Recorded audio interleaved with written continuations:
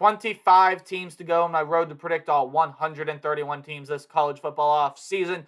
Moving on to the Boise State Broncos, a team that, well, has been a historic program for so long, usually towards the top of the Mountain West Conference, although last year, maybe a little bit of a disappointing year for the Boise State Broncos, as they didn't quite have the win-loss record that we thought they would. However, pulled off some pretty impressive wins a season ago, and it's a team that loses a lot offensively, but they get a lot of pieces back defensively, and one key part is coming back on the offensive end for this team. There's a lot to work through with this Boise State team, but is this a Boise State team that's going to be back towards the top of the Mountain West competing for yet another conference title? Or will this be a Boise State team that maybe, proving that last year, may end up being the new norm for the Broncos? What's up, Tailgaters? My name is Tailgate Nate, and welcome to my channel. I'm predicting all 131 teams this college football offseason, which means, yeah, I'm doing your favorite team, and chances are I've already done them. I've done a lot of these videos.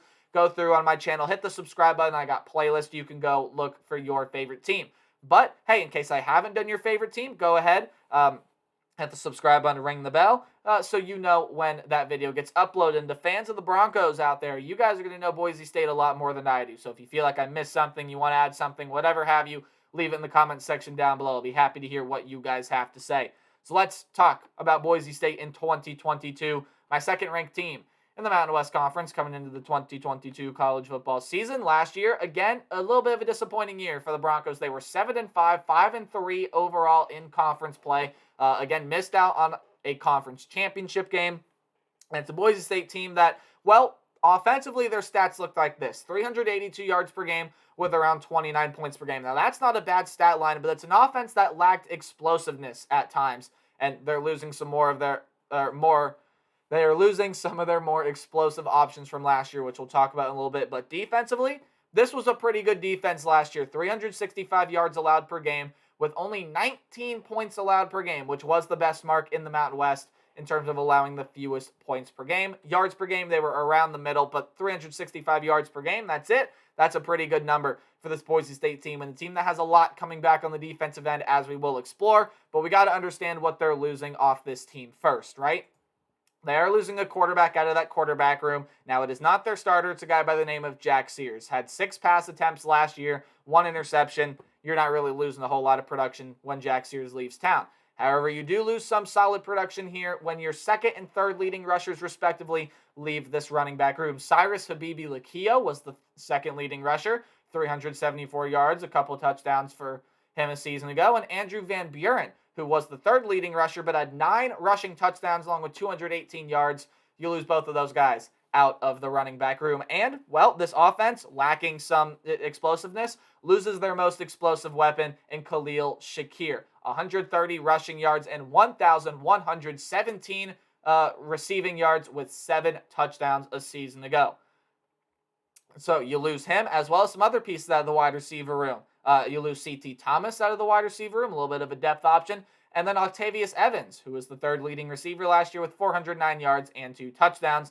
You also lose an offensive lineman there off this team as well. And the defensive side, it's not, again, this team has a lot coming back on the defensive end.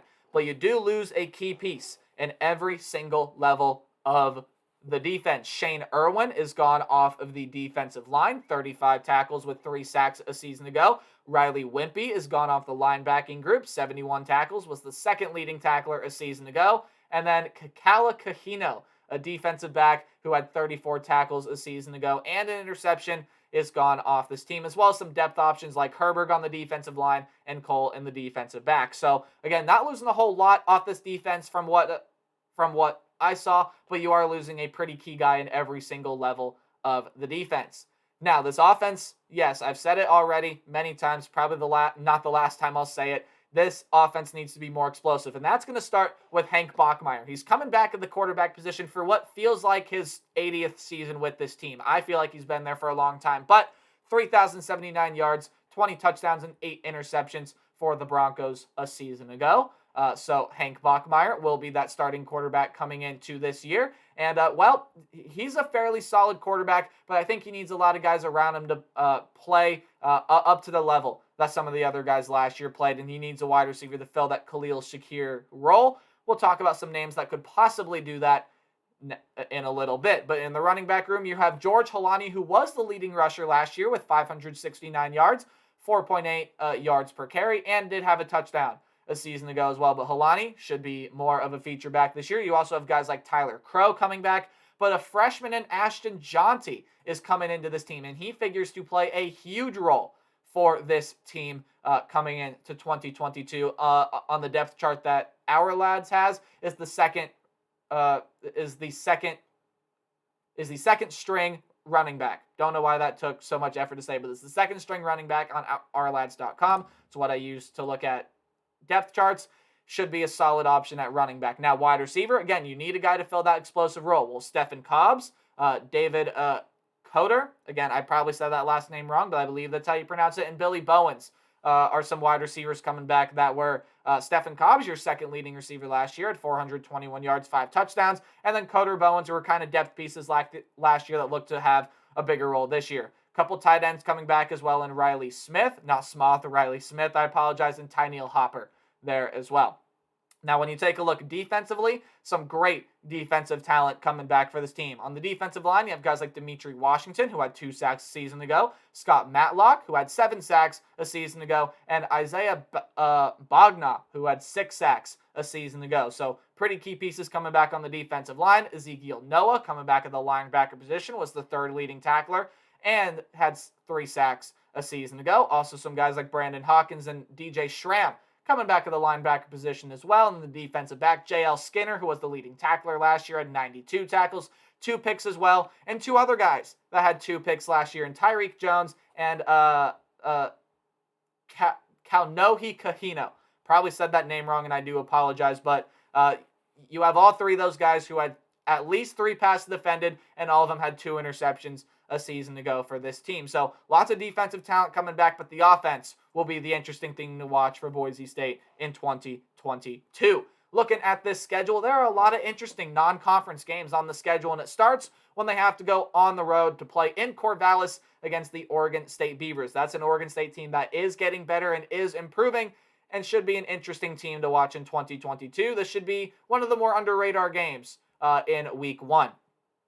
Elsewhere in non-conference play, you have a home game against UT Martin, a road game against UTEP. That was a bowl game team from last year, but they are losing a lot off that team. And then way later in the year, you have a home game against BYU, a BYU team that Boise State beat a season ago. It was one of only 2 regular season losses for the BYU Cougars. Otherwise, when you look in conference play, you have road games against New Mexico, Air Force, Nevada, and Wyoming. And then you have some home games against San Diego State, Fresno State, Colorado State, and Utah State to cap off the year. So let's go ahead and take a look at what Boise State's schedule, kind of break it down a little bit more. So Oregon State, that is a team that is improving, that is getting better, could be a potential under-the-radar Pac-12 sleeper, maybe can win 8-9 games if things go right for Oregon State this upcoming year. And Boise State's got to go on the road to play Oregon State. That's not going to be an easy game for Boise State to win, but it is a game that I think Boise State can absolutely win. So that will be an interesting game there to watch in Week 1.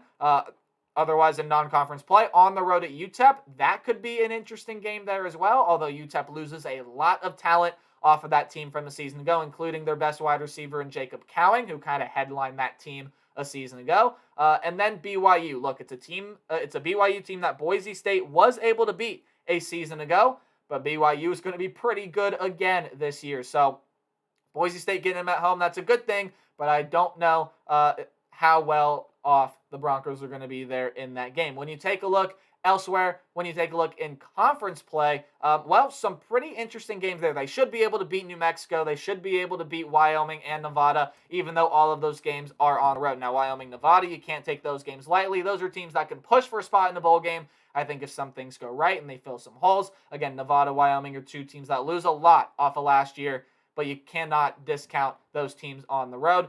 But there's a really interesting 4-game stretch right here. And I should say an even interesting 6-game stretch, starting with the UTEP game. Then you got to go at home to play San Diego State, one of the better defenses in the nation over the past couple of years, and still should be this upcoming year. Fresno State, who very well could be the best team in the Mountain West. They return a lot of talent, should be really good this year. Your bye week is in there. You got to go on the road to play Air Force there as well. That's not going to be an easy game. The Falcons are pretty good. At home against Colorado State, that's a team that gains a lot after last season. It's a Colorado State team that brings Jay Norvell in as the head coach too. Should be a team that pushes for a spot in the bowl game. And then, of course, that home game against BYU. So right in the middle of your schedule there, a tough 6-game slate. And then they cap it off with a home game against Utah State, a team that's returning Logan Bonner but loses a lot of wide receiver pieces. But they have reloaded quite nicely through the transfer portal. Now, I don't do game-by-game predictions. I do a more percentage-based outlook so I can help predict a team's record. If the game is in red, just don't think you're winning the game. If the game is in orange, I still don't think you're winning, or it's close to a 50-50 game, but hey, it's college football and upsets can happen. Yellow are your 50-50, your high upset potential games. Games in yellow-green are games you should win, but you got to watch out for the team on the other side of the ball. In games in green, I have you winning. Should be able to beat UT Martin. In my opinion, they should be able to beat Wyoming, Nevada, New Mexico, and UTEP.